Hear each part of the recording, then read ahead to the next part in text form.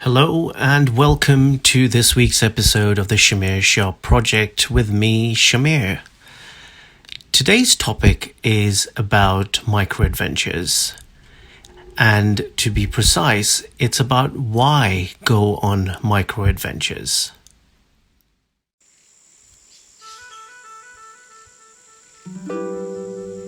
My name is Shamir Shah.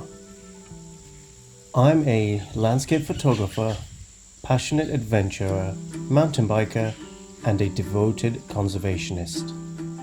A few years ago, my freedom and independence was nearly taken away from doing what I love by becoming a carer for my special needs son. Since then, I've doubled the stakes of my mission to make nature and the outdoors an inseparable and fundamental part of every family.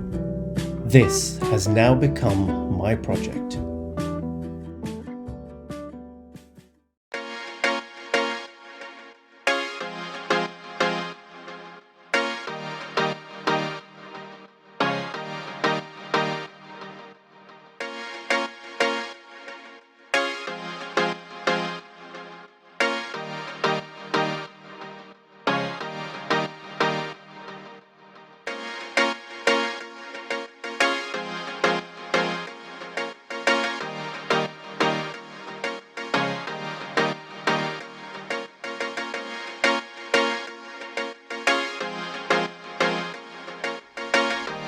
The very thought of a microadventure comes to mind, whether it's a short walk in the woods or a longer hike through the countryside, climbing hills or steep climbs up mountains, a day hike or overnight stay.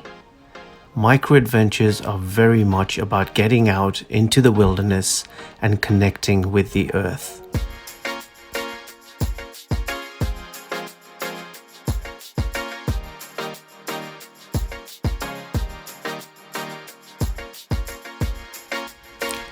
Our environment is in a constant state of flux, and with every change, there comes some sort of destruction.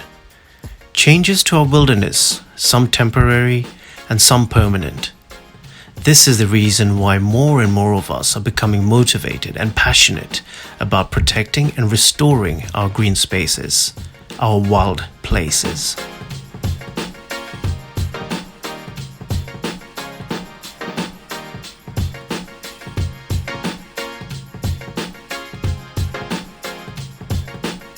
A microadventure is more than a walk in the woods and sleeping out under the open sky. It's about a connection. Connecting to wildlife, connecting with nature, a mind and bodily connection to protect the earth.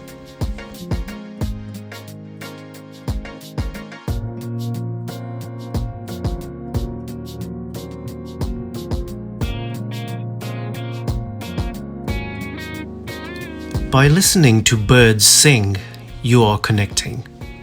By watching the sunset, you are connecting. By painting a landscape in nature, you are connecting. Connections happen in many forms, and microadventures are a catalyst to make this happen.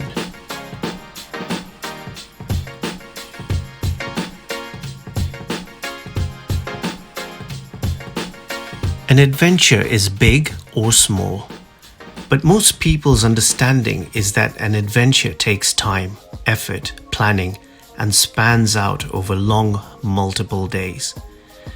That's a very valid thought and obvious understanding. Then, what is a microadventure? As the name suggests, a microadventure is one that is smaller, more manageable, and can be a fairly local adventure. Midweek or overnight, encompassing a true connection with yourself and nature by camping in the wild or spending a considerable amount of time appreciating an adventure to clear the mind and live in the now.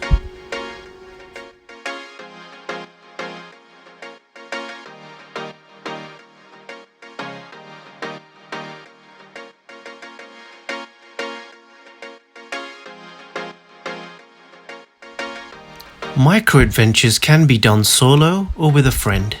They can be short days out or an overnight in a sleeping bag under the sky. A microadventure is whatever you make it, and wherever it may be in the wilderness, by a river, a lake, or in the woods, just as long as you refresh and reset yourself through nature's therapy.